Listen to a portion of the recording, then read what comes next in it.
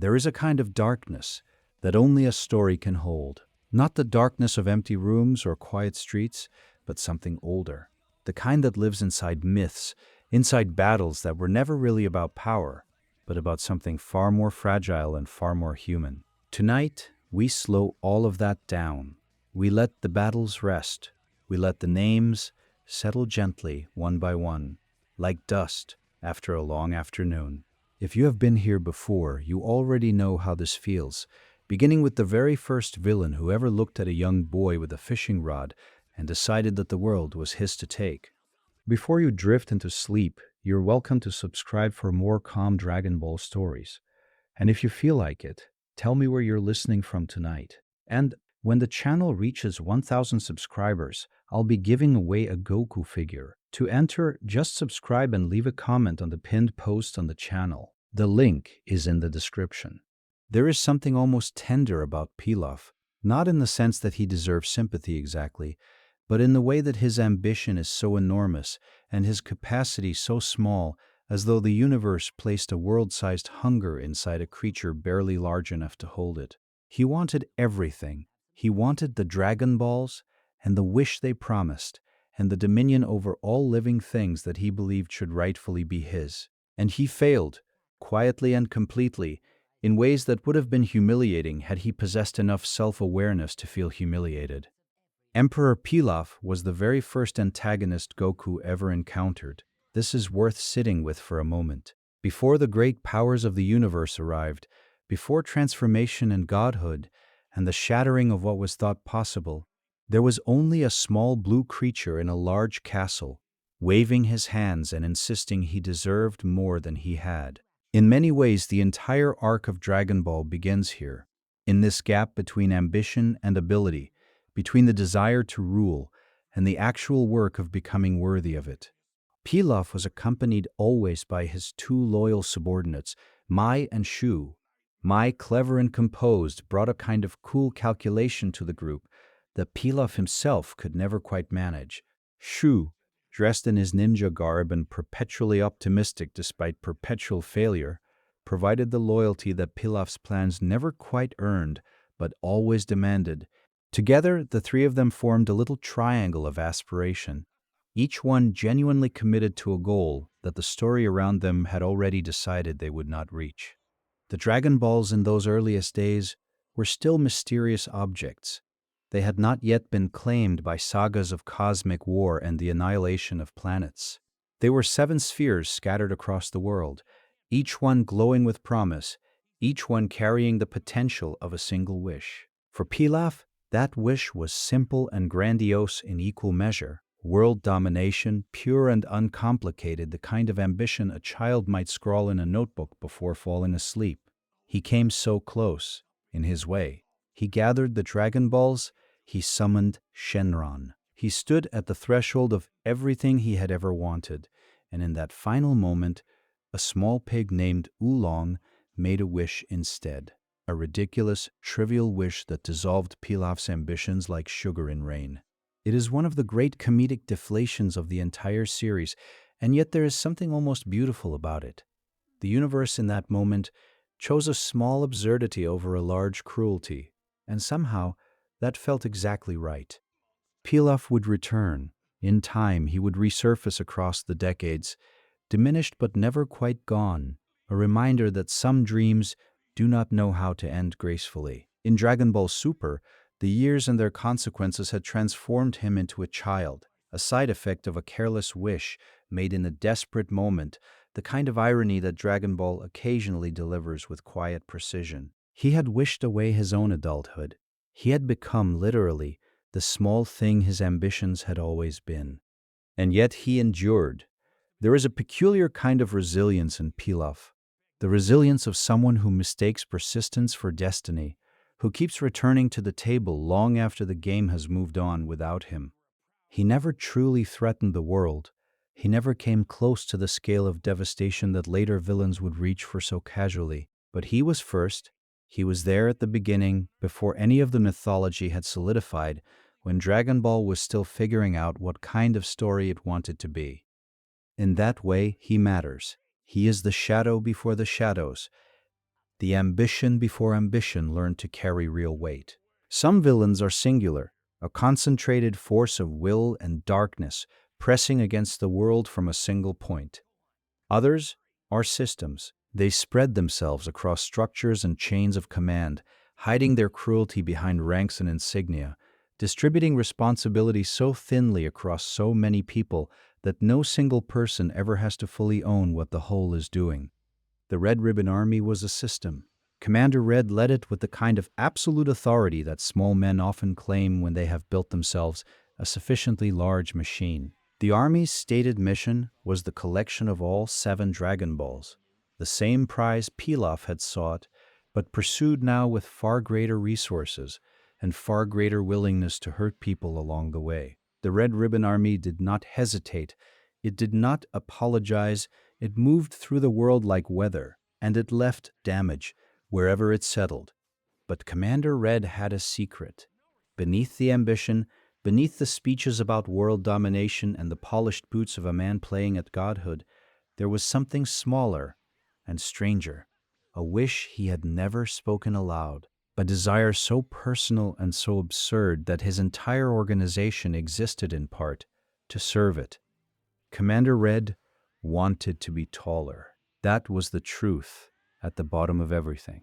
He had built an army, trained soldiers, commissioned assassins, and launched campaigns of terror across entire regions, all in service of a wish about his own height. This fact does not make the Red Ribbon Army less dangerous. The soldiers who carried out its orders did not know about their commander's private vanity. They hurt people in earnest, without irony, with the full conviction of men who believed they served a great purpose. The damage they caused was real, regardless of the small, ridiculous secret living at the top of their hierarchy. The Army had a roster of remarkable individuals who served it. Officer Black, controlled and methodical, the kind of man who understood how organizations function and kept things moving even when chaos threatened. Colonel Silver, dispatched early in the search for Dragon Balls, whose defeat at Goku's hands signaled from the beginning that the Army had badly miscalculated the opposition. General White, stationed at a fortress in the frozen north, whose soldiers wore the red ribbon insignia like armor, and discovered it offered no actual protection. General Blue was perhaps the most extraordinary of them, powerful, meticulous, and possessed of a peculiar psychic ability that he deployed with cold precision. Blue was the kind of antagonist who made the world feel genuinely dangerous. He pursued Goku across the pirate cave, through Penguin Village, across long distances of open ground, with the focused determination of someone who had decided that this particular enemy was the one that would define his career. He came closer to defeating Goku than most of the Army's forces managed, and in the end, he lost to a single boy who was simply more than the Red Ribbon Army had ever planned for. There was also mercenary Tao. He deserves his own consideration because he was something different, not a soldier following orders, but a professional who had reduced violence to a transaction. Tao was an assassin of extraordinary capability, a man who had developed his killing into something approaching artistry, who took pride in efficiency and contempt for suffering.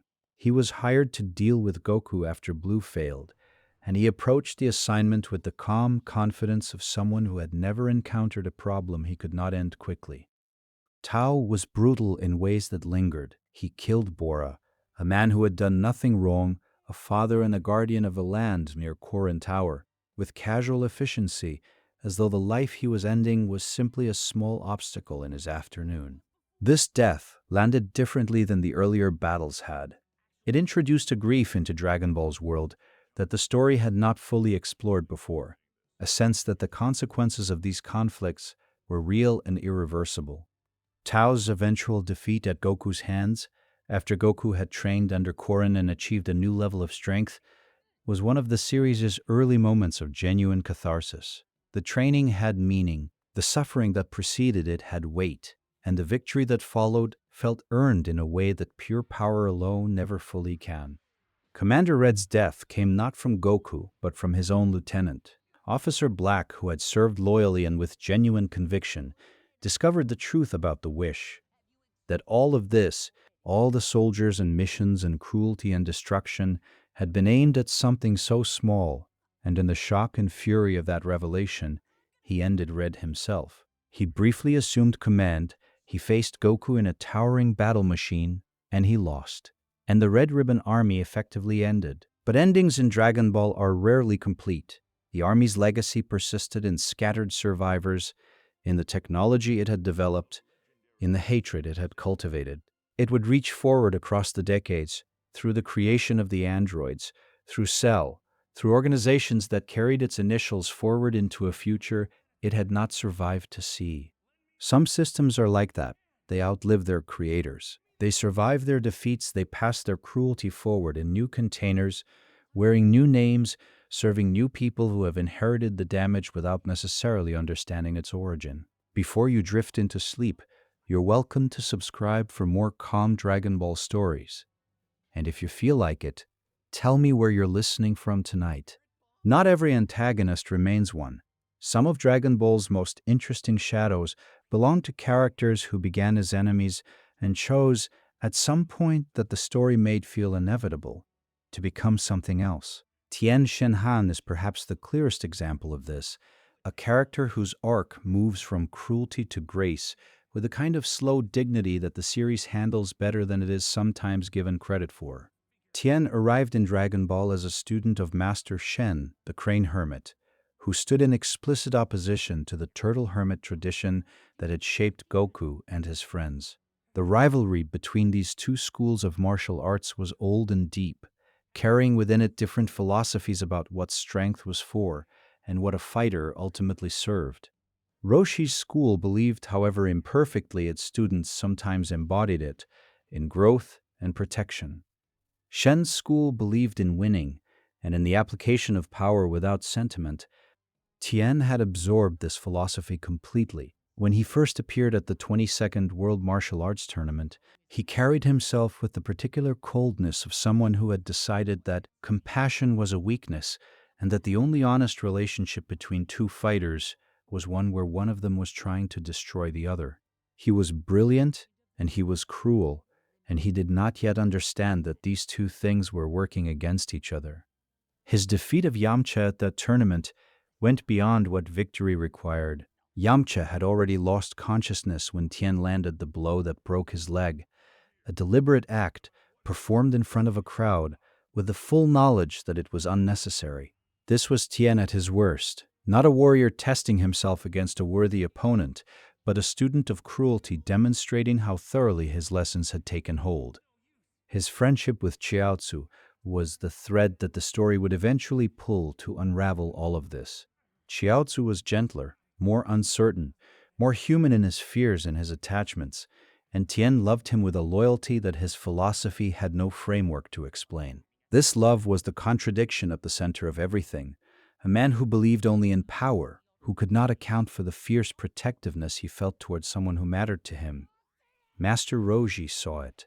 Roshi had a way of seeing things that other people hadn't yet noticed about themselves, and what he saw in Tien was not a confirmed villain, but a person in the middle of choosing, who had not yet made the choice. He spoke to Tien with honesty and without judgment, which was perhaps the most powerful technique anyone had ever used against him, because it was the one thing his training had not prepared him to defend against.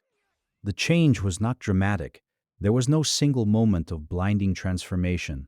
Tien simply began to see, gradually and with the discomfort of someone discovering that a long-held certainty is wrong, that the path he was on led somewhere he did not actually want to go. He stepped away from Master Shen. He stepped towards something that had no easy name, but felt, with increasing certainty, like where he was supposed to be.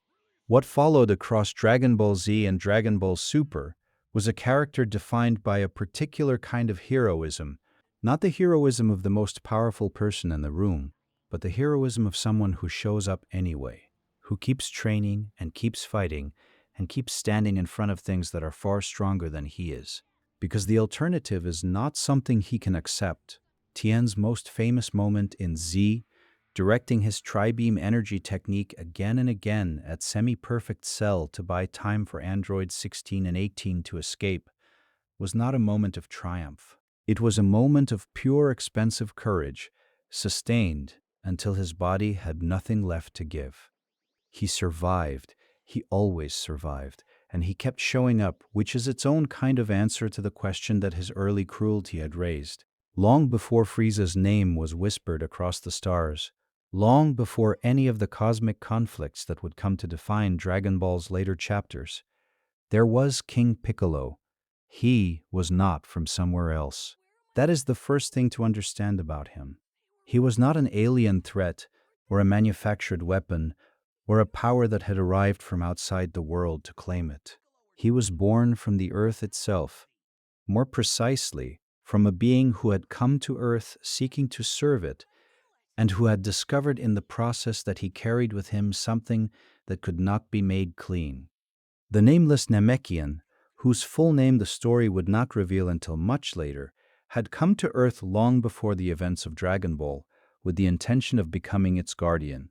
He was wise and he was powerful, and he was, in his origins, genuinely good. But the guardianship required purity, a completeness of virtue that the nameless Namekian could not quite demonstrate, because there was a shadow in him, a darkness that lived alongside the light without ever fully blending with it. His solution was extraordinary. He concentrated every fragment of that shadow, every impulse toward cruelty and domination, and the joy of others' suffering, and he expelled it from himself as a separate being. The pure half ascended to the lookout above the clouds and became Kami, the guardian of Earth.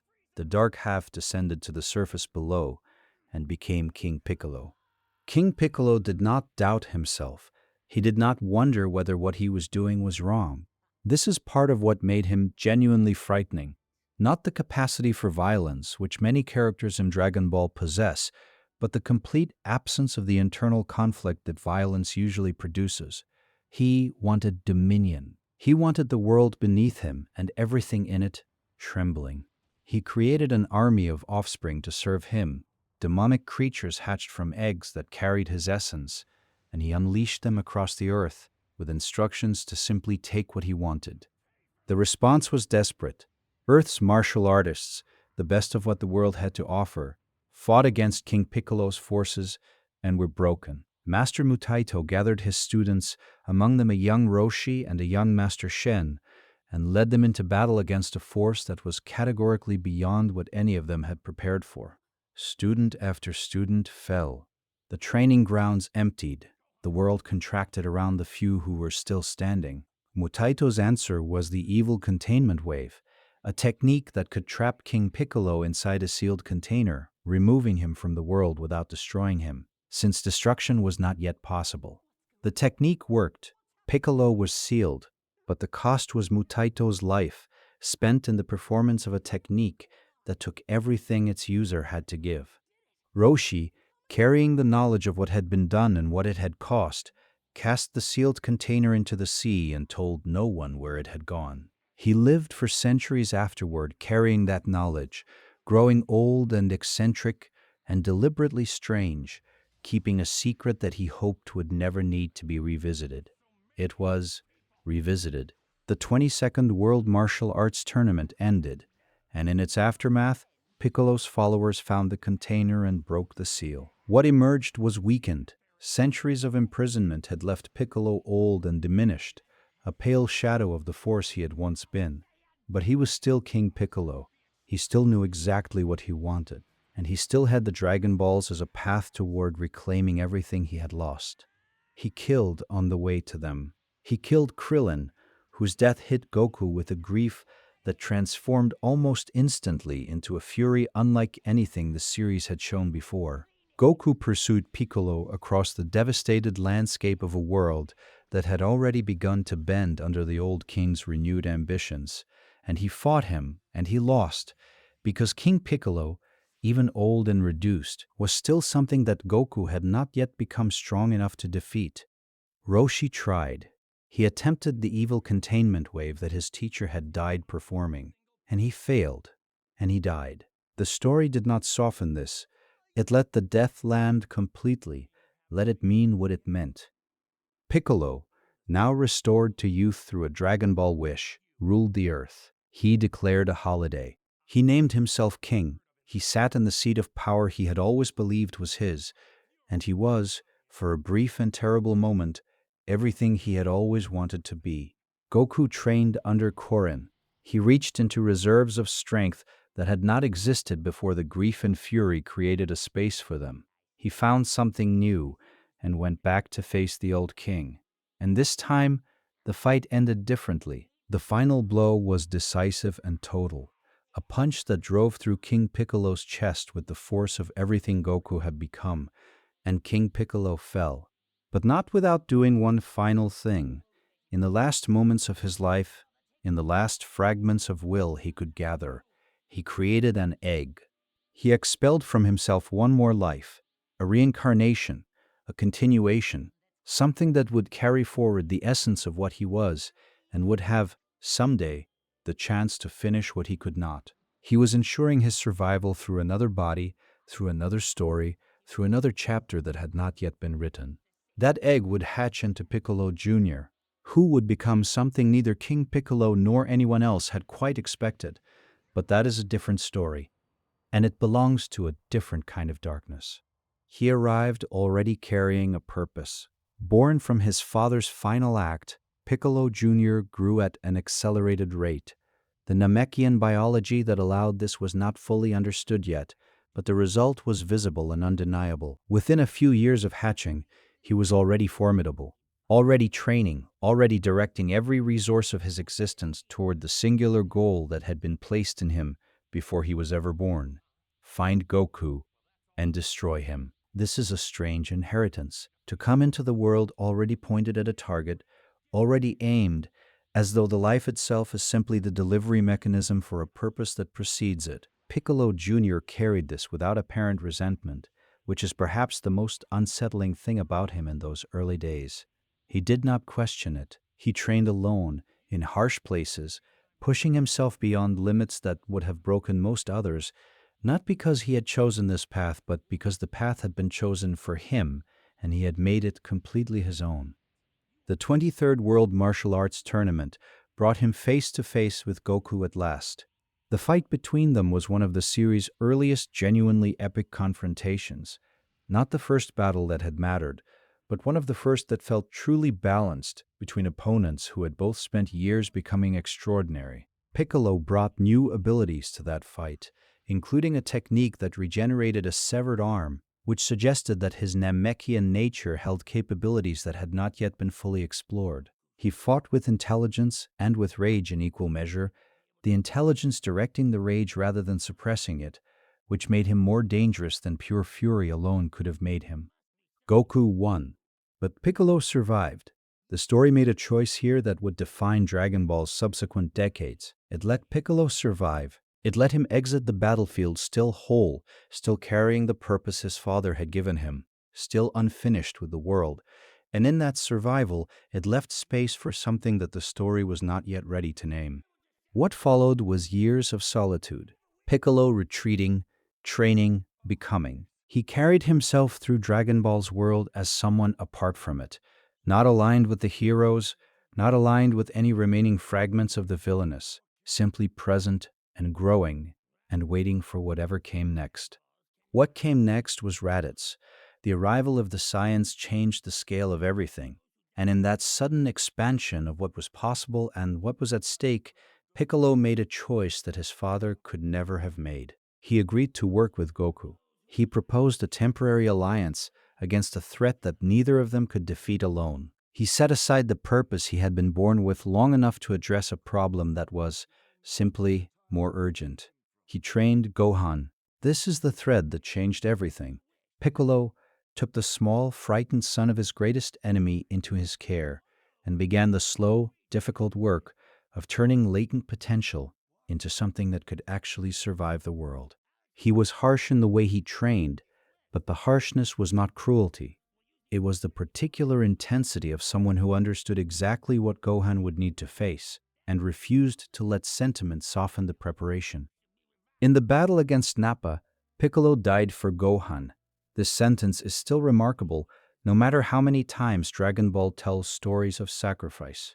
The being born to destroy Goku's son chose, in the critical moment, to give his life to protect Goku's son. He stepped in front of the attack and took it, and then he used the last seconds of consciousness to say goodbye to a child he had not expected to love and had loved anyway. Everything after that is the story of a villain who became, through a series of choices made without grand announcement, one of the most enduring heroes in Dragon Ball's world. He did not stop being Piccolo. He did not become gentle or uncomplicated. He remained exactly who he was, sharp and proud and direct and occasionally terrifying, while also becoming someone who would face any threat, carry any cost, show up in any crisis where the people he had quietly committed himself to needed someone to show up. There is a melancholy to Raditz that the series does not dwell on, but that lingers anyway.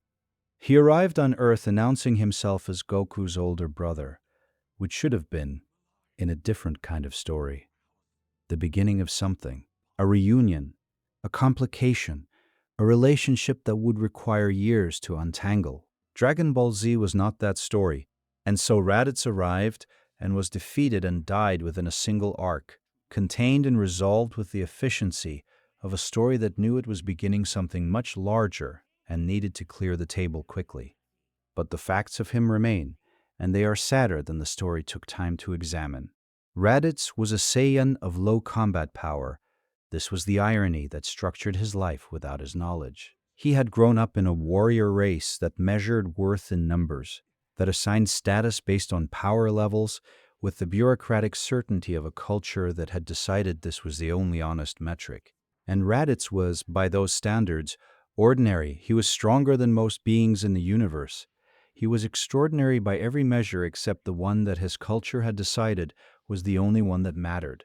He had spent his life in service of Frieza. All Saiyans who survived the destruction of their home planet had, to varying degrees, accepted this arrangement, surviving under the rule of the being who had destroyed everything they came from, continuing to work for the empire that had reduced their species to a handful of scattered survivors. This is not heroism, but it is also not a situation that most beings would have found easy to refuse, and the story acknowledges, even if only by implication, that the Saiyans who served Frieza were doing so in the shadow of a catastrophe they had not fully processed.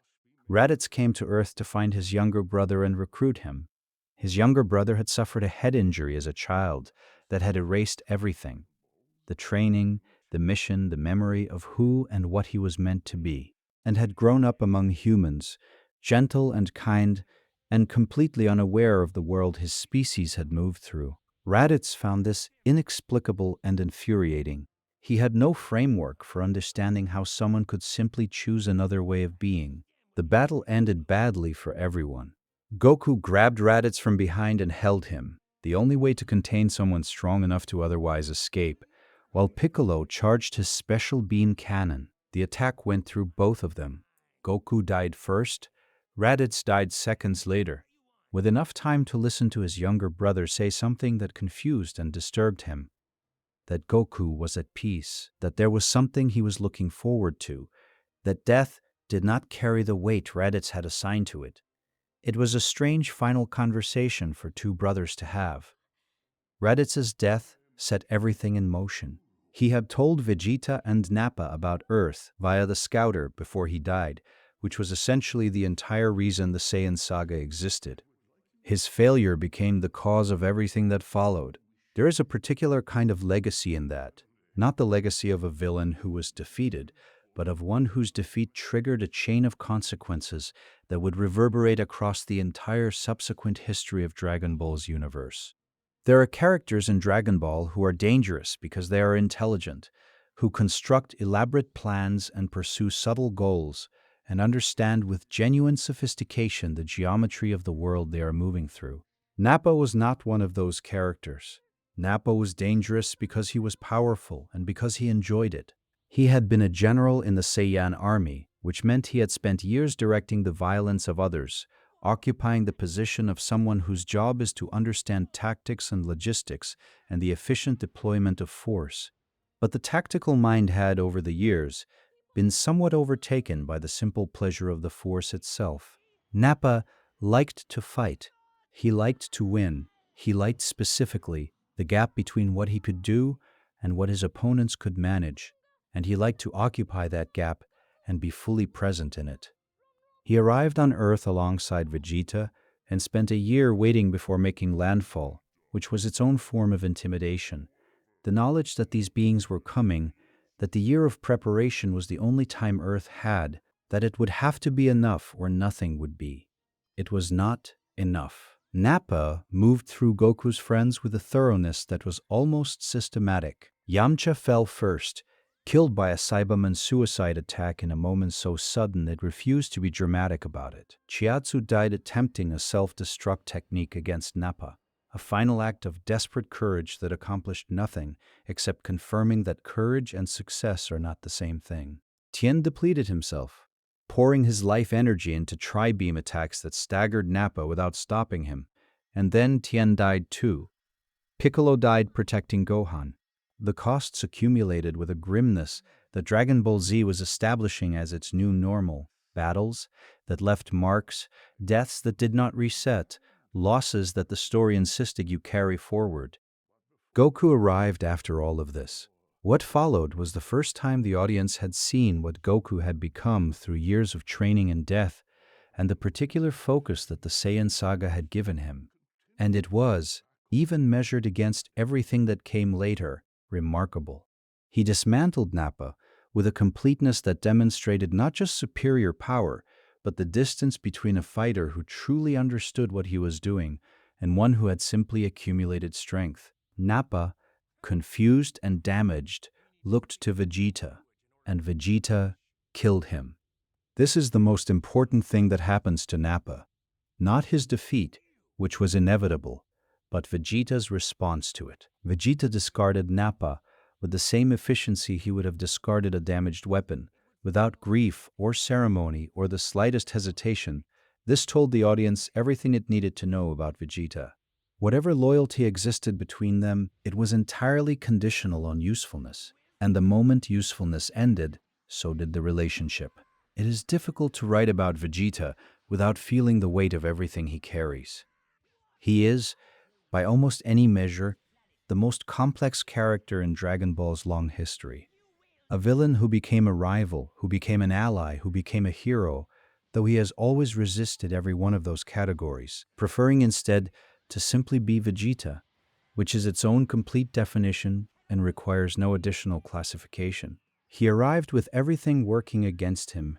He was a Saiyan prince of a dead race, which is a particular kind of aristocracy, holding the title completely, with nowhere to rule and no one to rule. He had spent his most formative years under Frieza's control, executing assignments for a being he despised, developing in himself a hatred of weakness and a pride in strength that were both, at their root, responses to powerlessness. He had built himself into something extraordinary in a situation that had left him no other honest choice. When Vegeta arrived on Earth, his intention was clear and total. He wanted the Dragon Balls to grant him immortality. He wanted, more than immortality itself, to be beyond what anyone could threaten, to reach a point where the thing Frieza had done to his race could never happen again, where no force in the universe could ever again place him in the position of service to someone he considered beneath him. This desire was not entirely wrong. It was disproportionate, and it was misdirected, and it was pursued with methods that caused enormous harm. But the thing underneath it, the refusal to be made small again, was something that the story understood and asked its audience to understand as well. The battle on Earth damaged him. He had not expected to find opponents like this on a planet that his data described as insignificant. He had not expected Goku, and Goku, in that fight, managed something that the universe rarely managed against Vegeta. He made him uncertain, not defeated exactly, but shaken in his assumptions, which was its own kind of wound for someone who had built himself so thoroughly around certainty. He retreated to Namek, wounded and furious, and on Namek, everything became more complicated. The Namek saga placed Vegeta in an impossible position. He was fighting against Frieza's forces while simultaneously trying to use the Dragon Balls before anyone else could, competing with both the enemies he had come to Namek to fight and the allies he had no intention of fully trusting. He was always 3 moves ahead and somehow never quite ahead enough, always almost in control of the situation, and somehow always just short of it. He killed people on Namek. He destroyed villages. He moved through the arc as something genuinely dangerous, not a reformed villain offering redemption, but an active threat who happened to also be fighting someone worse. The story did not pretend otherwise. It let him be what he was. Frieza killed him. After Goku's arrival, after the battle had shifted against all of them, Frieza struck Vegeta down and left him dying on the Namekian soil. And in those final moments, Vegeta did something that surprised him as much as anyone. He wept. He told Goku, the only Saiyan left who might possibly understand, what Frieza had taken from them. He spoke about planet Vegeta and the people who had lived there and the life he had been denied, and the pride that had become, over years, the only identity he had left. He asked Goku to avenge their people. This was not a villain's death. It was something else. The death of someone who had been trapped inside a story about themselves that they had never chosen and could not escape, finally saying the truth of it aloud before there was no more time to say anything. Goku did avenge them in his way, and Vegeta came back. Dragon Ball has a particular relationship with death, and Vegeta returned and the story continued and the question of what he was.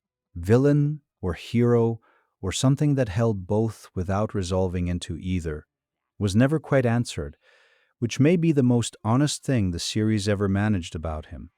His rivalry with Goku became the spine of Dragon Ball Z's emotional architecture. He could not accept that Goku had surpassed him. He could not accept that a low-class warrior had exceeded the prince of all Saiyans. This was pride, certainly, but it was also grief. The grief of someone whose entire sense of worth had been built on a hierarchy that kept refusing to confirm him at the top. And yet, he kept fighting. He kept training. He kept showing up in the critical moments, not because the story needed him to, but because he genuinely could not do otherwise. Vegeta facing the androids even knowing he was outmatched. Vegeta sacrificing himself against Majin Buu in an act of love he would have once denied being capable of. Vegeta acknowledging, once in a moment that cost him something real, that Goku was a better person, which was not the same as saying Goku was a better fighter, but was, for Vegeta, a more difficult admission than any power-level comparison could have been. He became a hero slowly, the way stone becomes sand, through sustained pressure and time and the particular erosion of caring about people you had not intended to care about. He never stopped being Vegeta. He never became gentle or soft or uncomplicated, but something moved in him, gradually, with the dignity of something that had taken a long time to arrive and was not going to be rushed now that it was finally here. If there is a single villain who defines what Dragon Ball was becoming when Dragon Ball Z arrived, it is Frieza. Not because he is the most powerful in the series' history, not because his arc is the most emotionally complex, but because he represents, with unusual clarity, what unchecked power actually looks like when it organizes itself into a system and runs that system long enough to forget that anything else is possible. Frieza ruled his empire with an efficiency that required no cruelty as such. Cruelty was simply the natural byproduct of operations that moved at the scale his did. Planets were cleansed. Populations were relocated or eliminated based on calculations about usefulness and expenditure. Races that had value were assigned roles within the hierarchy. Races that didn't were removed with the same casual thoroughness one might apply to any other resource that had been assessed and found lacking. He was not angry. That is the key thing about Frieza in his most frightening moments. He was not in the grip of rage or hatred or any emotion that might have introduced error or inconsistency into his decisions. He was simply operating precisely and without friction, as someone who had been born into absolute power and had spent his entire existence with the assumption that this was simply how the universe was structured. The destruction of planet Vegeta is perhaps the most significant act in Dragon Ball's backstory. Frieza had become aware of a prophecy, a legend of a Super Saiyan, a Saiyan of extraordinary power who might someday challenge his rule. Whether he believed it completely or treated it as a probability worth eliminating, his response was the same: erase the Saiyan race, before the possibility could materialize. He destroyed an entire civilization, an entire culture, an entire people as a preemptive measure against a threat that had not yet emerged and might never have. This is the act that everything else is downstream of. Goku's childhood on Earth, separated from his origins, Vegeta's life in service of the being who had murdered his people, Nappa and Raditz's fates, all of it traces back to a single decision made on a ship above a planet that no longer exists by a being who was simply managing risk.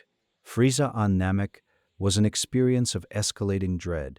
He arrived already in command of the situation, already several steps ahead, controlling the search for the Dragon Balls through subordinates while holding his full attention in reserve. The Ginyu Force, his elite squad of fighters, each one extraordinary by the standards of nearly any world, arrived when the situation required additional force. And they too fell. And then there was only Frieza himself. His transformations were a structural mechanism for building tension, each revealed form suggesting that what had come before was not the real thing, that the actual Frieza had been held back, that the scale of the confrontation was going to keep expanding beyond what anyone had prepared for. He moved through these forms with the theatrical confidence of someone who had been in absolute control for so long that revealing himself in stages felt like the natural way to proceed. The battle with Goku reached something neither the series nor its audience had encountered before. Frieza at full power against Goku accessing reserves of strength that training alone had not produced, a contest happening at a scale that the story had been building toward for years, and that arrived with the weight of all that preparation behind it. And then Krillin died, and the grief of it cracked something open in Goku, and what came through was golden. The Super Saiyan transformation, the legend made real, here, now, because someone had pushed hard enough against Goku's capacity for loss that it triggered something in him that could not be contained in his ordinary form. He stood in the ruins of a dying planet, transformed by grief into something his enemy had spent years trying to prevent, and faced Frieza with a calm that was different from Frieza's own. Not the cold calm of someone accustomed to dominance, but the particular stillness of someone who has passed through the worst moment and found, on the other side, a clarity that required no performance.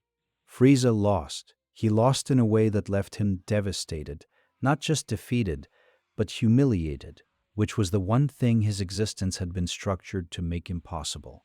A low-class Saiyan, the lowest of the low by Frieza's hierarchy, had become the legendary warrior and beaten him on a crumbling planet with the last heir it had. He survived. Dragon Ball has a relationship with Frieza's survival that spans decades. He was reconstructed by his father, rebuilt with cybernetic components, and returned to exact revenge only to be destroyed almost instantly by future Trunks, whose arrival in the timeline was itself a consequence of the chain of events Frieza had set in motion long ago. He was killed. He was in hell. He was summoned back to life by a desperate wish during the Tournament of Power. He trained for the first time in his life and developed forms of power he had never needed to develop, because he had been born strong enough that development seemed beneath him. Golden Frieza, Black Frieza, each new transformation a marker of a being who, unlike most antagonists, simply refused to remain concluded.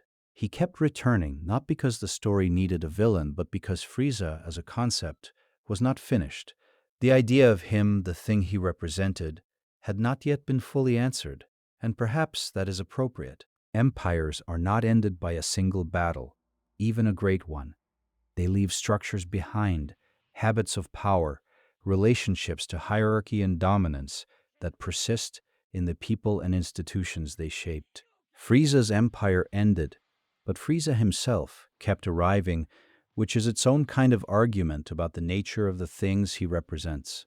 They arrived on Namek with a pose. This is the first thing anyone notices about the Ginyu Force, and it is impossible to discuss them seriously without acknowledging how deliberately, enthusiastically unserious they also were. Captain Ginyu and his 4 elite soldiers, Recoome, Birder, Jeese, and Goldo, were among the strongest warriors in Frieza's employ, each one capable of defeating opponents that Vegeta, Krillin, and Gohan had desperately struggled against. And they combined this genuine power with a theatricality, a commitment to presentation that the story presented without entirely explaining. It worked as character design and as narrative function. The Ginyu Force created a bracket of opponents between Vegeta and Frieza himself, formidable enough to generate real tension, distinctive enough in personality to be memorable, ultimately beatable in ways that demonstrated the rapid growth Goku and his friends had managed during the Namek arc. Guldo was the smallest and the strangest. His ability to stop time was paired with telekinesis, which meant he could freeze an opponent in place and send projectiles at them before they could respond. He was defeated not by power, but by Vegeta, who decapitated him before the technique could be completed, a brutal ending to a fight that had not really begun, which said something about how Vegeta assessed tactical problems. Rikum was enormous and joyful about it. He fought with the enthusiasm of someone who genuinely loves what he does, which made him more unsettling than pure menace might have. His battle with Gohan and Krillin and Vegeta left all three of them broken. It was one of the arc's most desperate moments, the heroes damaged and gasping on alien soil with no obvious way forward. Berter and Geese operated as a unit, and their dynamic was defined by the tension of two people who have worked together long enough to develop genuine partnership, but who are also at root in competition. Berter claimed to be the fastest being in the universe, which Goku demonstrated was incorrect not by announcing his own speed, but simply by appearing where Berter had not expected him to be. Captain Ginyu possessed the most unusual ability in the group, a body change technique that allowed him to swap his consciousness into another person's body, which he used against Goku in a bid to possess Goku's immense power. What followed was one of Dragon Ball's stranger narrative threads: Goku's allies fighting against Goku's body, while Goku himself operated from Ginyu's damaged form. The resolution came through an unexpected intervention from Gohan and the particular chaos that children introduce into situations adults thought they understood. Ginyu survived the Namek saga, transformed by one of his own misadventures into a frog, a state he occupied improbably for quite some time, carrying the memory of his elite status into a very small body. He would resurface eventually because Dragon Ball has a particular affection for the unexpected continuation, and his story would find additional chapters in ways that his time on Namek had not predicted. If you're still awake halfway through, maybe subscribe before you drift off, and tell me what time it is where you're watching from. There is a particular tragedy in achieving exactly what you wanted and finding it insufficient. Garlic Jr. wanted immortality. He pursued it with genuine intensity, building his plan across years and assembling allies of genuine capability to execute it. His father had sought the position of Guardian of Earth and been denied, and this denial had sunk into Garlic Jr. as something that required redress, not just personal advancement, but the correction of what he understood as an injustice, though the correction took the form of seeking total power rather than genuine justice. He succeeded. He made the wish. He became immortal. And then Goku's son sent him into the dead zone, an infinite void from which there was, technically, no escape. He was immortal in a place where death was not the concern. He existed there unchanging and inescapable, with nothing but the interior of an empty dimension for company. He escaped eventually, which Dragon Ball allowed because the narrative required it and because the dead zone was never designed to be permanent. His return, during the Garlic Jr.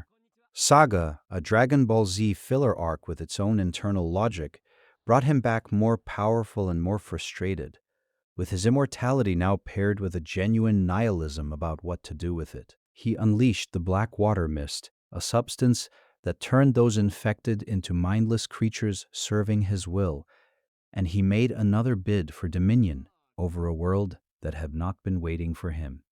He was defeated again, drawn back into the dead zone by his own overconfidence, because the fundamental problem with Garlic Jr. was not power, but wisdom. He had the gift of persistence without the understanding of what to do with it. Immortality gave him unlimited time to correct this, but he kept arriving at the same conclusions, which is perhaps the most honest thing Dragon Ball said about what immortality actually offers. He was never a threat on the scale of Frieza or the later villains, but he occupied a specific and genuine place in Dragon Ball's gallery. The cautionary note about the wishes the Dragon Balls could grant. The reminder that achieving what you think you want is not the same as understanding what you actually needed. Some villains live in the space between what they intended and what they created. Dr. Gero had devoted decades to a project with a clear and focused purpose: destroy Goku. He had survived the Red Ribbon Army's collapse, had retreated from the world, had spent 20 years in a laboratory building, refining, redesigning, working through the problem of Goku with the methodical patience of a scientist who had decided that the solution was simply a matter of sufficient iteration. He created androids, 16, 17, 18, numbers assigned to the people they had been before the modifications, designations that replaced names with inventory labels, which was its own form of violence. He created them, and then, confronted with the possibility that Android 17 and 18 might prove uncontrollable, sealed them away and worked on alternatives. He created the model of himself, Android 19, a portly and somehow sinister figure that served as both bodyguard and power storage device. And then he converted himself, transforming his own organic components into cybernetic systems, becoming Android 20, making himself part of his own project. His plan, when it came, was precisely calculated. The androids were activated in a future timeline, future Trunks' timeline, and they destroyed that world with a thoroughness that left a single young Super Saiyan standing in the ruins, trying to prevent the same thing from happening in his own past. The apocalypse that had already happened in one version of events was what drove the entire sequence of the Android saga forward. In the primary timeline, things unfolded differently. The androids 17 and 18, activated by Dr. Gero in a moment he immediately regretted, turned on their creator and ended him. Not as an act of liberation exactly, but as a natural consequence of having built beings who were, as he had feared, not controllable. Dr. Gero's final moments were the completion of an irony he had spent decades constructing. The man who built weapons to destroy a particular enemy was destroyed by his own weapons before they could be deployed against that enemy. Android 16 was different from his counterparts. He had been built in the image of Dr. Gero's son, a fact revealed much later, quietly, which recontextualized everything about him. He was gentle in the way that only very powerful things can afford to be, possessed of a specific purpose but also of something that functioned like wonder, like genuine appreciation for the living world around him. He watched birds. He expressed preferences. He was, in ways that the story never fully explained, more present in the world than the mission he had been built to execute. His death, during the Cell saga, his head destroyed by Cell, his final act a speech to Gohan about the necessity and the rightness of fighting to protect the things worth protecting, was one of Dragon Ball Z's most affecting moments. He had been built for violence, and he died urging someone else to find something worth the violence for. Android 17 and Android 18 were wild cards that became something else entirely. The story could have used them as straightforward antagonists and discarded them when the larger threat arrived. Instead, it let them persist. 18 eventually married Krillin, which is one of the series' great quiet surprises, a former cyborg and a formerly bald martial artist building a life together in the space between world-ending events. 17 became a park ranger, which is an even greater surprise, a character whose original purpose was destruction, redirecting himself toward preservation. He was designed to be perfect. That was the premise, and everything else about Cell grows from it. Dr. Gero had conceived of Cell as the ultimate expression of everything the Red Ribbon Army had learned about making things more powerful. But Cell's actual creation had gone further than Gero himself. A hidden computer had continued the work, refining and developing and collecting the genetic material necessary to build a being that combined the strengths of the series' most powerful fighters into a single form. Cell carried within his DNA the essence of Goku, Vegeta, Piccolo, Frieza, King Cold, and the androids. He was a combination, not a hybrid exactly, but an accumulation, an attempt to answer the question of what the best of all these things would look like if assembled into one body, shaped by one will, directed toward one purpose. He emerged in a larval form and had to feed to evolve. This is the aspect of Cell that the story uses most effectively to generate dread, not the battles which are intense but follow familiar patterns, but the simple fact of his feeding. He absorbed humans for their energy. He absorbed Android 17 and then Android 18, each absorption visibly changing him, visibly completing something in his architecture. He was building toward a form that required specific components, and the story made the process of assembly feel genuinely wrong in a way that transcended the normal violence of its conflicts. Semi-perfect Cell was unstable in the way that everything almost finished is unstable, containing the right ingredients but not yet integrated, powerful but not yet complete. When he absorbed 18 and achieved his perfect form, the transformation was immediate and visible. The agitation and hunger smoothed away into an eerie composure, the restlessness resolving into something settled and terrible. Perfect Cell was the most intelligent villain Dragon Ball had produced to that point. He organized the Cell Games, a tournament in which Earth's best fighters would face him one at a time, winner determined by simple survival with the destruction of Earth as the alternative to participation. This was not impulsive aggression. This was the architecture of a being who had thought carefully about how to create maximum drama around his own performance, who understood that power alone was not interesting, and wanted the context that would make his power meaningful. He fought Goku. The battle was the tournament's centerpiece, and Goku pushed Cell as far as Goku could push anything, which was very far. And then Goku stopped.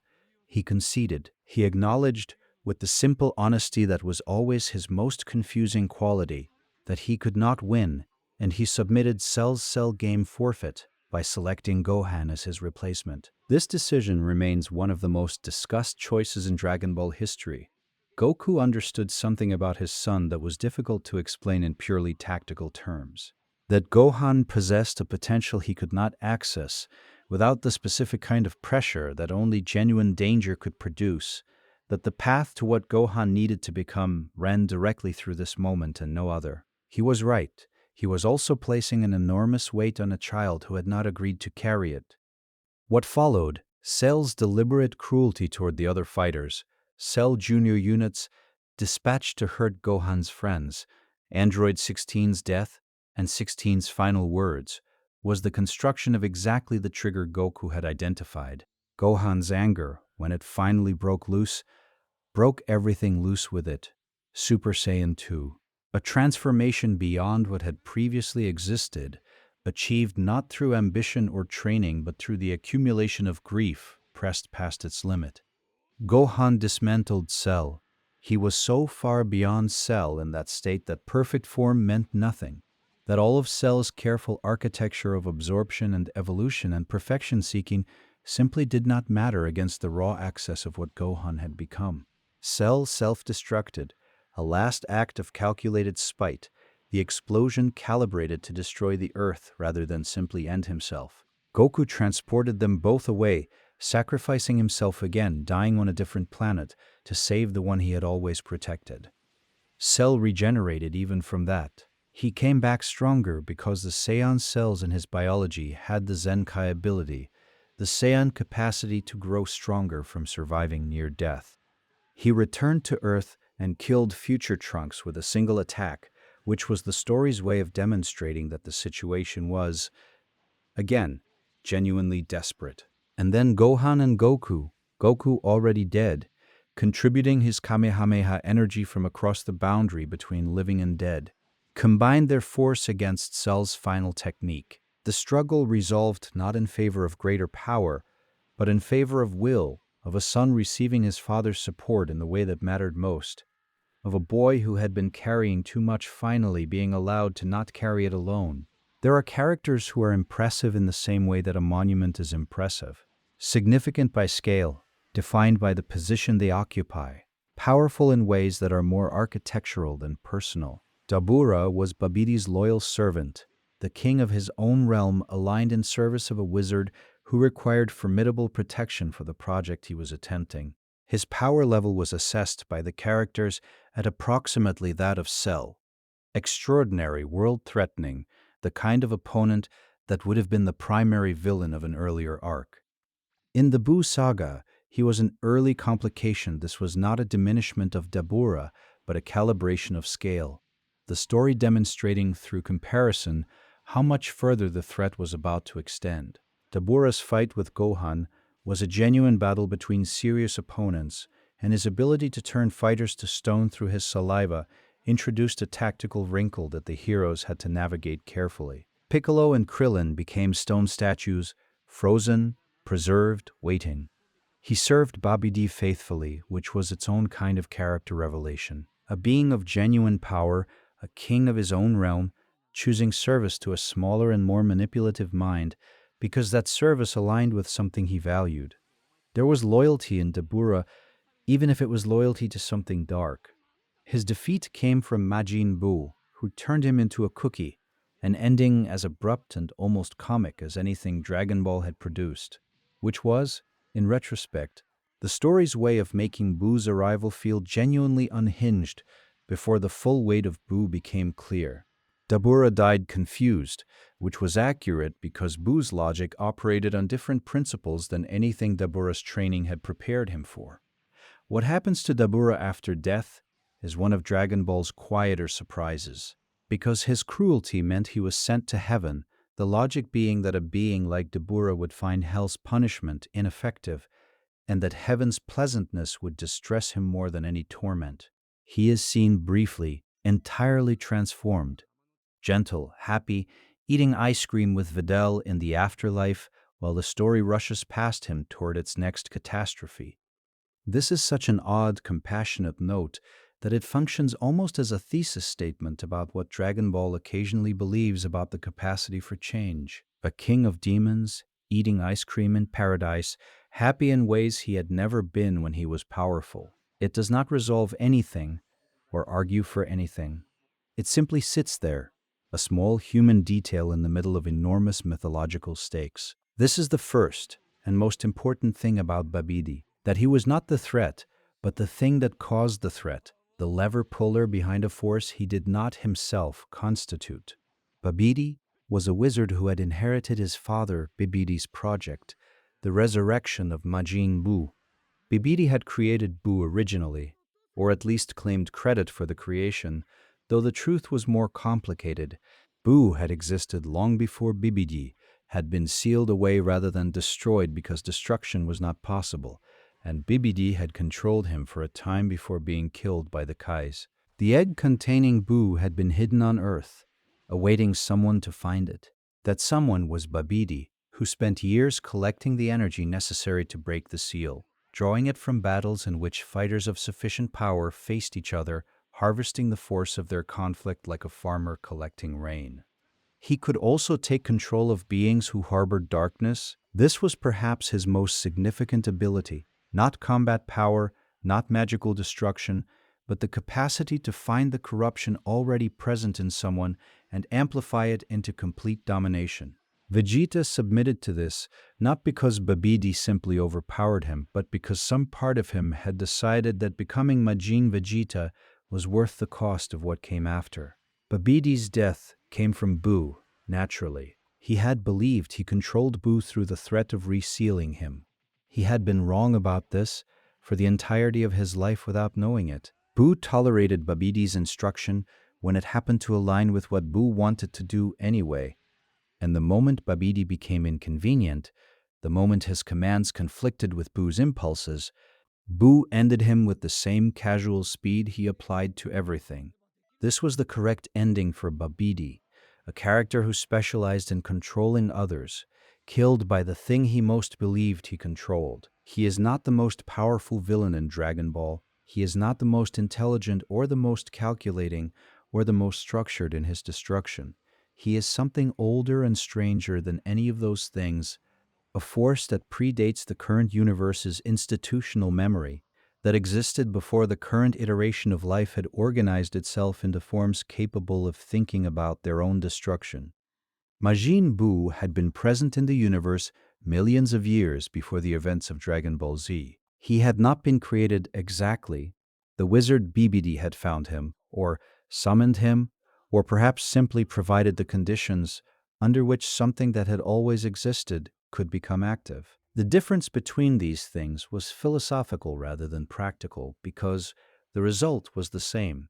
A being of pure childlike appetite for destruction that expressed itself through transformation and absorption, and a simple, thorough enjoyment of breaking things. The Kais had faced Buu when their civilization was young. They had sent their greatest warrior, the Grand Supreme Kai, into battle against him, and the battle had ended with Buu absorbing the Grand Supreme Kai, which was not a defeat, exactly, but a transformation of Buu himself. The innocence and goodness and almost unbearable sweetness of the Grand Supreme Kai had mixed with Buu's chaos and softened it, producing the round, pink, candy-obsessed creature that eventually emerged from his egg in the present timeline. This is the key to understanding Buu as a villain. He is not the original thing. The Buu who fought the Z fighters was already a modified version of what Buu had been, already blunted by the goodness he had absorbed, already capable of a kind of childlike happiness that the original entity would never have felt. Fat Buu, as he came to be called, could be cruel, but he could also be delighted, could be redirected by the right approach, could be talked to. Super Buu was what emerged when the goodness was removed. When the conflict between the characters gave Buu access to his own self-reflection, and he expelled the childlike portion of himself as a separate entity, chasing it down and absorbing it to become something cleaner and darker. The result was a Buu defined by intelligence and malice rather than childlike impulse. Super Buu was more dangerous than Fat Buu, not just in power, but in intentionality. He had goals, he pursued them. And then Kid Buu, the original, the thing that had existed before any of the absorptions had modified it, released when the absorptions were reversed, and what remained was the fundamental core. No innocence, no Grand Supreme Kai's gentleness, no absorbed fighters providing frameworks for thought. Just Buu, pure and ancient, and completely without context for what anything meant or should be protected. Kid Buu destroyed the earth almost immediately upon being released. Not as a statement or a demonstration, but simply because it was there, and destruction was the most natural expression of what he was. He pursued the survivors through dimensional barriers with the patient attention of something that had nowhere else to be. The final battle happened on a Kaio planet, with the entire universe watching in the way it was watching, with whatever awareness the universe maintains of the small catastrophes that define large histories. Goku fought Kid Buu with everything he had, which was not quite enough. Vegeta fought alongside him, covering what Goku couldn't reach, and the resolution came not from power alone but from the world. From a spirit bomb constructed from the energy of every living thing in the universe that was willing to contribute it, the collective will of all existence brought to bear on the oldest darkness still active within it. Kid Buu was destroyed, but Goku, recognizing something in him, some original potential for something other than destruction that had never been given the chance to develop, made a quiet wish for his reincarnation. The destroyer was given a new beginning as a human child, Oob, who would grow up to be one of Goku's students, carrying within him the power of Buu, with none of its history. This is one of Dragon Ball's most genuinely generous gestures, the recognition that even the oldest darkness carries within it, somewhere, the possibility of something else. Dragon Ball GT explored a particular kind of darkness, the darkness of things that refuse to stay ended, that reach backward from death to claim what they believe they were owed. Dr. Mew was a machine mutant, a being of artificial intelligence who had achieved both sentience and ambition, who had created Baby as a vessel for the Tuffle race's revenge, and who had survived Baby's defeat to pursue other schemes. He found in Hell an unexpected collaborator, Dr. Gero, whose obsession with Goku had not diminished with death, who had spent his time in the afterlife, not in reflection but in continued planning. Together, they created a connection between the living and the dead. They built Hellfighter 17, a copy of Android 17 constructed in the realm of the deceased, and engineered a fusion between this copy and the living Android 17 through a dimensional rift. The result was Super Android 17, a being whose power exceeded anything the original Android had achieved, whose existence represented the synthesis of two realms that were not meant to touch. Super Android 17 was not complicated as a character. He was power and purpose with minimal interior life. A weapon shaped like a person, deployed toward the elimination of the Z fighters and specifically Goku. His capacity to absorb energy blasts meant that the usual approaches did not function, that every attack became fuel rather than damage. Android 18's intervention was what made the difference. Her connection to the original 17, the person he had been before the modifications, the sibling she had shared a childhood with, provided the opening that brute force could not create. She spoke to what remained of that person, and the distraction it produced allowed Goku to act. The Dragon Fist technique ended it. A focused point of force, concentrated beyond what diffuse attacks could achieve, penetrating the absorption and reaching the being beneath the power. Super Android 17 was destroyed, and with him the scheme that had required cooperation between the living world and the realm of the dead. The boundary was restored, hell returned to its proper distance, and the characters who had been lost in the chaos of the open gates were gradually restored, which was the story's way of saying that what death had taken, while terrible, was not entirely beyond correction. Before the Saiyan race existed as a civilization of warriors, before the planet that would eventually bear the royal name stood as a known world in Frieza's ledgers, there was another people. The Tuffles were a technologically advanced species who shared their world with a less developed, more physically powerful group. The Saiyans, who were then primitive and tribal and completely unaware of what they would eventually become. They coexisted, and then they didn't. The details of the Saiyan Tuffle War are given in fragments across Dragon Ball GT's narrative, enough to establish the shape of the tragedy without dwelling on it. The Saiyans destroyed the Tuffles. They used the power of the full moon to transform, and in that transformation they became something the Tuffles' technology could not adequately answer, and the civilization that had stood on that world was ended. Baby was the weapon built in the aftermath by the last Tuffles, a parasite, a concentrated essence of the remaining people, engineered to be the perfect instrument of revenge. He was sent into the universe with a purpose that was total and specific. Find the Saiyans, infiltrate them, use them as hosts, and through them rebuild what had been lost. He arrived in Dragon Ball GT after years of preparation, possessing various beings to accumulate strength and information. His ultimate goal was possession of Vegeta, the Saiyan Prince, the body carrying the highest concentrations of Saiyan genetic potential, the host who would give Baby the greatest access to the power he needed.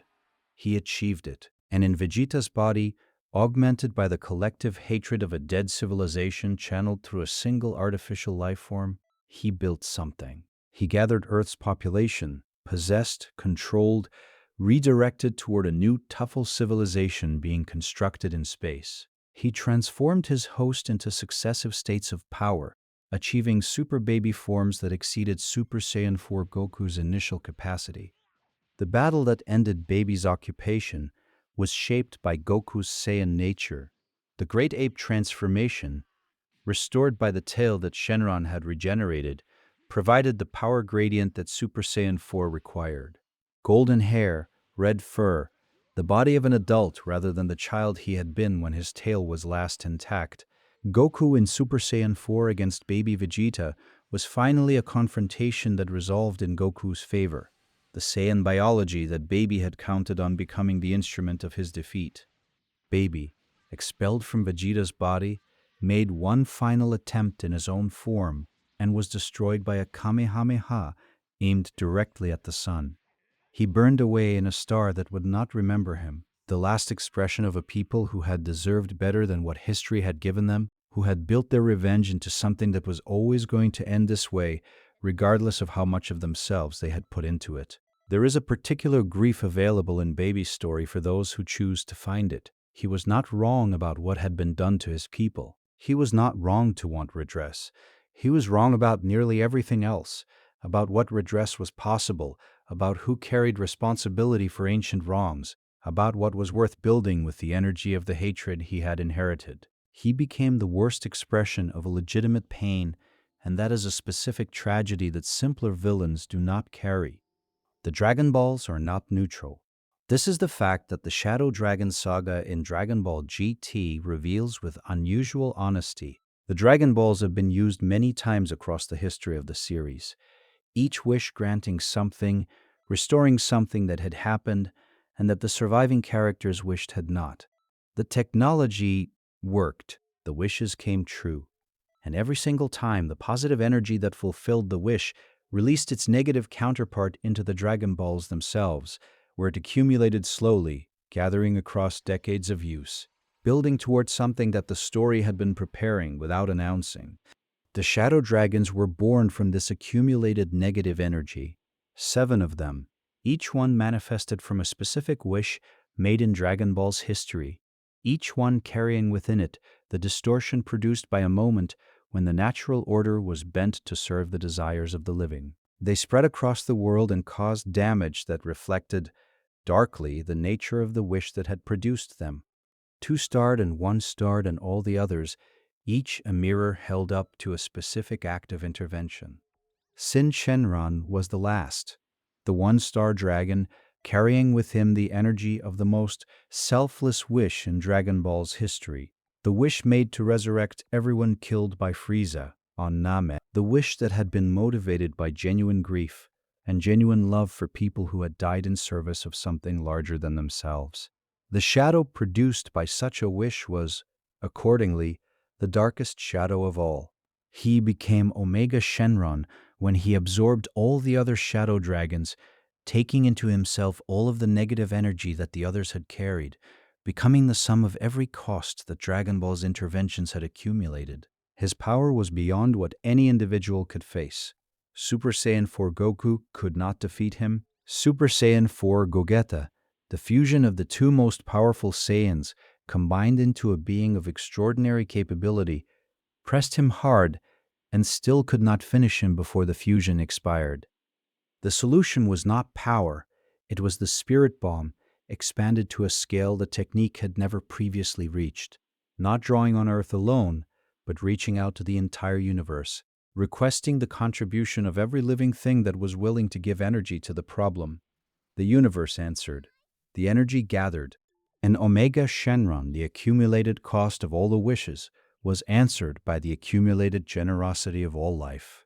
This is Dragon Ball GT's thesis, stated in the only language a shonen series knows how to speak fluently, through combat, through power, through the physical expression of abstract principles. The lesson is that intervention has costs, that using great power to override consequences creates consequences of its own, that the bills the universe presents cannot be indefinitely deferred. After Omega Shenron's defeat, the Dragon Balls shattered. Shenron himself collected them and departed into the sky, indicating that they needed time, unspecified time, perhaps very long time, before they could be used again without producing more of what they had just finished producing. And Goku, asked by Shenron for one final wish, departed with the dragon instead, leaving the world behind with the gentlest goodbye the series knew how to give. In future Trunks' timeline, the sky was always wrong. That was the detail that landed differently from everything else, not the ruined cities or the endless fighting or the small pockets of humanity surviving in the wreckage of what the world had been. The sky.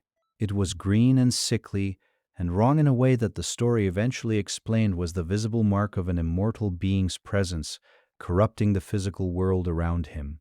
Reality itself beginning to distort under the weight of a will that refused to accept limitation. Zamasu had been a Kai apprentice, young by the standards of his kind, brilliant and capable, deeply committed to the maintenance of order and the proper relationships between mortals and gods. He had studied the mortals and reached a conclusion that his studies seemed to support from every angle he examined them. Mortals were the fundamental problem. They were given life, and they used it to create suffering. They were given worlds, and they used them to build destruction. They could not be trusted with the power they accumulated, could not be guided toward the goodness they occasionally achieved, would always and ultimately bend back toward the damage they were apparently designed to produce. His conclusions were not without evidence. This is what makes Zamasu interesting in the way that the most troubling villains are interesting. He looked at the actual history of mortal life and built his case carefully, without obvious logical errors, reaching a position that was monstrous, but not obviously built from nothing.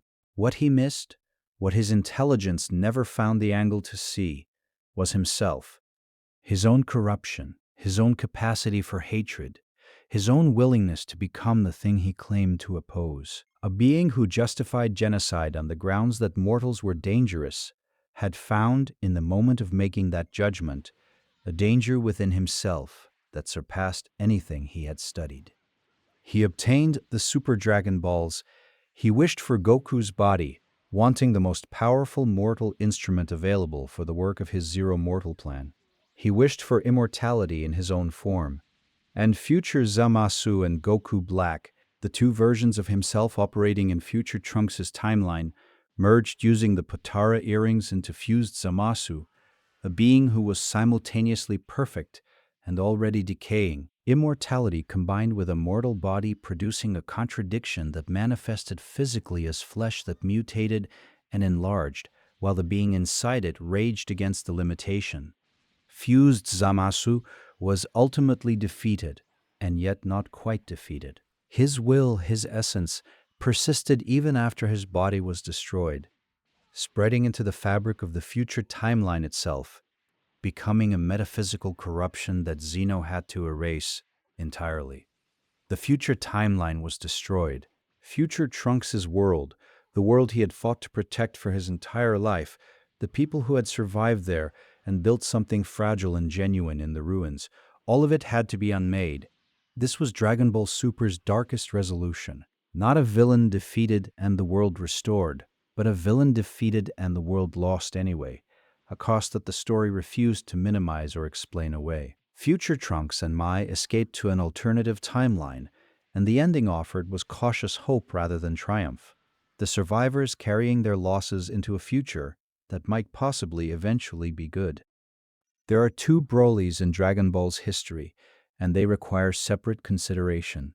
The original Broly, appearing across several non-canonical films, was the earliest attempt to answer the question of what a truly legendary Super Saiyan might look like if the legend were fully embodied rather than approximated. He was enormous and terrifying and defined almost entirely by his connection to Goku, whom he blamed for a shared childhood trauma, the crying of an infant that had disturbed him in his crib, that had become in his memory the source of all distress, that he had never been able to move past or reason about or integrate into anything approaching peace.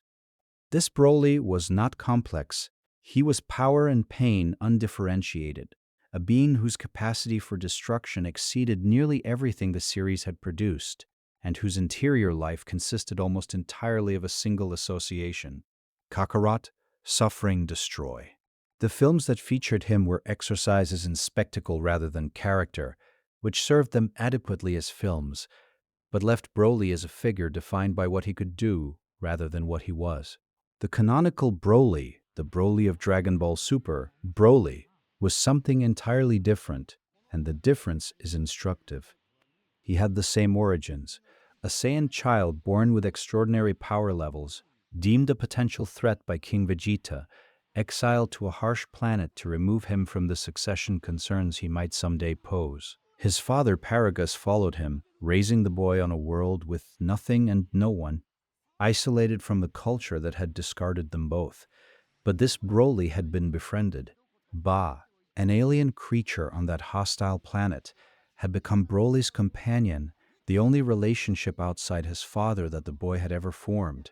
And Paragus had eventually destroyed that relationship to use the grief it produced as a control mechanism, attaching a device to Broly that channeled his resulting rage. The Broly who arrived in canonical Dragon Ball was not simply power. He was power combined with suffering, combined with isolation, combined with a fundamental gentleness that had never been allowed to develop because there had been no world gentle enough to develop in. He fought Goku and Vegeta with an intensity that exceeded anything the pair had faced, but there was a quality to his aggression that was different from previous villains. It was the intensity of someone in tremendous pain rather than someone in tremendous malice. The resolution of his canonical arc came not through defeat but through connection. Gogeta pressed him to a point that forced Paragus' death and the full unleashing of Broly's rage. And then Shilai and Limo, the companions who had been kind to him during the journey, used the Dragon Balls to return him to the planet where he had grown up, removing him from the battlefield before the conclusion required his destruction. Goku found him there afterward and brought him food, and offered something that no one had offered Broly before, the possibility that his power was not the enemy of his well-being, that strength and peace could coexist, that the strength he carried did not have to define the suffering he lived in. This is the canonical Broly's most important scene, not the battle but the aftermath. Two Saiyans sitting on a harsh planet sharing a meal, one of them offering friendship as simply and as genuinely as he offered everything else. He had been imprisoned for 10 million years. This is the scale that Moro inhabits, not the scale of a century or a millennium, but of geological time, time long enough for civilizations to rise and fall and be forgotten entirely while he remained sealed in the Galactic Patrol's custody, waiting. Moro was a planet eater. His ability was the absorption of life energy, not individual energy, not the energy of fighters, but the living force of entire planets, the accumulated vitality of ecosystems and populations, and the biological memory of worlds that had existed for millions of years. He consumed this energy and it became his power, which meant that his power grew with each world he consumed, which meant that the scale of his capability was directly proportional to the scale of his destruction. When he escaped, with the help of a prisoner whose release he arranged as part of a long-term manipulation, he immediately sought the planets whose energy he had been denied for 10 million years. He sought Earth. He sought Namek. He moved through the universe, restoring himself to what he had been before his imprisonment, which was considerable. Goku and Vegeta, neither of them yet acquainted with the forms of power they would develop during this saga, struggled against Moro with a fundamental disadvantage. The more they used their ki, the more Moro could absorb and redirect. The usual escalation of power had been given a ceiling by an opponent whose ability to consume power was not limited by the same constraints that limited its generation. Vegeta's response to this problem was characteristic. He went to Yardrat, the planet where Goku had once learned instant transmission, and trained in spirit control, a technique that operated at a fundamental level below ki. That allowed control of the body's energy at a depth that Moro's absorption couldn't easily reach. This was Vegeta solving a problem through understanding rather than through accumulation of force, which represented a genuine development in how he approached the work of becoming stronger. Merus, the galactic patrolman who had pursued Moro and understood him most thoroughly, was an angel, a member of the class of beings who exist outside the normal constraints of the Dragon Ball universe's power hierarchies. His intervention against Moro violated the rules of his kind and cost him his existence, which the story treated with the appropriate weight. A being choosing to spend the only life it had in service of something it had decided mattered more than its own continuation. Moro's final defeat came after a protracted series of escalations that characterized the arc's structure. Absorbing 7-3, a being who could copy the abilities of anyone he touched, absorbing the Earth itself, becoming a planetary-scale threat that required a planetary-scale response. Goku achieved Ultra Instinct again and pressed Moro to the point of defeat, and then offered him an exit, an opportunity to surrender, to accept imprisonment, to not force a resolution that would require his destruction. Moro did not take it. He had not survived 10 million years in prison by accepting the terms others offered him. He broke the truce and detonated, and the detonation required everything Goku had learned to answer. The arc ended with the Earth restored through wishes made with the Namekian Dragon Balls, which had been transported to Earth for the purpose. The costs were paid as much as they could be paid, and the universe continued its movement through whatever came next. Not every villain is born from malice. Granola was born from grief. He was a Cerealian, the last survivor of his people, a race destroyed by the Saiyan army under Frieza's orders. With a young Granola watching the destruction from a hiding place that kept him alive at the cost of being the only one left alive. He had grown up with this knowledge. He had spent his adult life as a mercenary, building capability towards a confrontation that he believed was inevitable, and just finding the Saiyans who had destroyed his people and making them pay for what they had done. He was not wrong about the history. He was not wrong about the destruction. He was working from incomplete information about who bore responsibility for it, which is perhaps the most common and most damaging form of grief.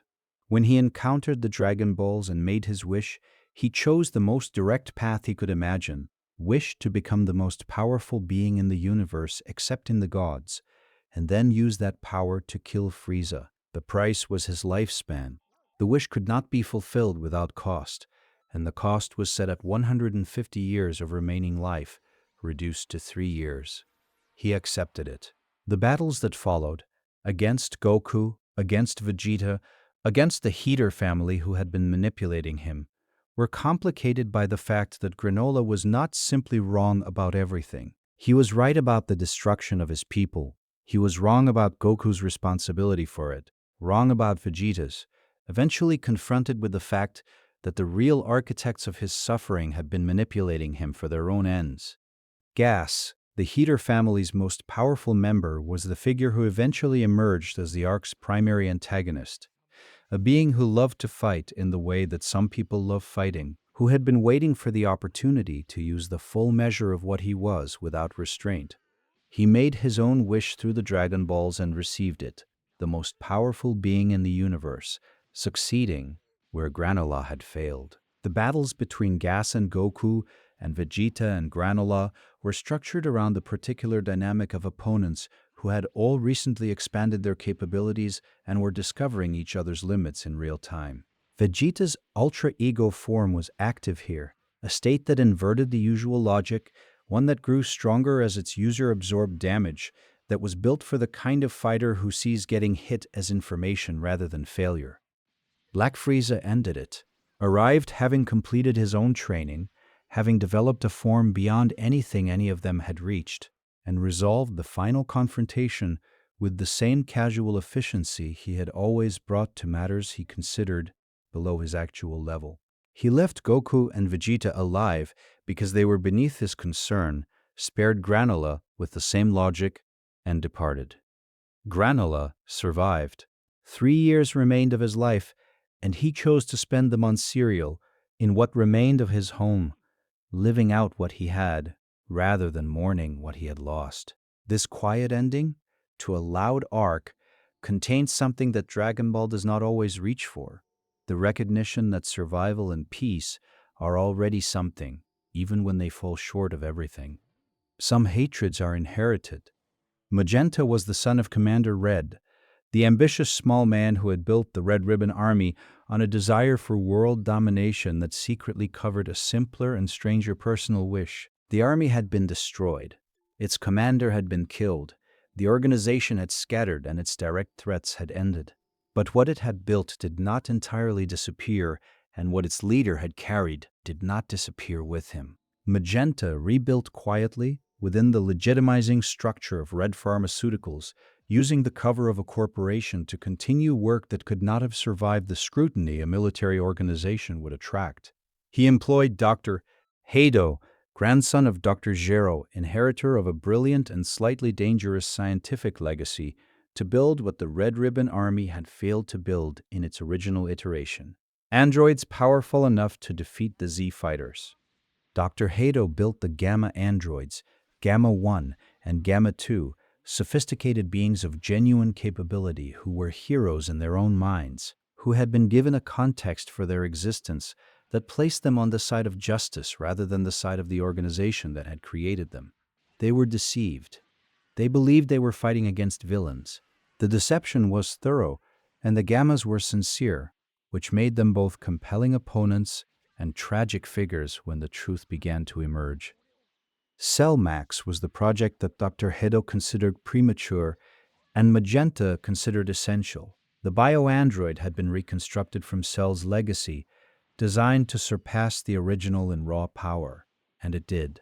But the mind control program that was supposed to make it manageable was incomplete, and Magenta, in the urgency of his revenge, activated Cell Max anyway. What emerged was not a villain in any meaningful sense. It was a force, enormous, red rather than green, the semi-perfect shape of the original without any of the original's cold intelligence. Cell Max could not be reasoned with or threatened or redirected. It simply destroyed things in the direction it was facing, with the thoroughness of a natural event rather than a conscious choice.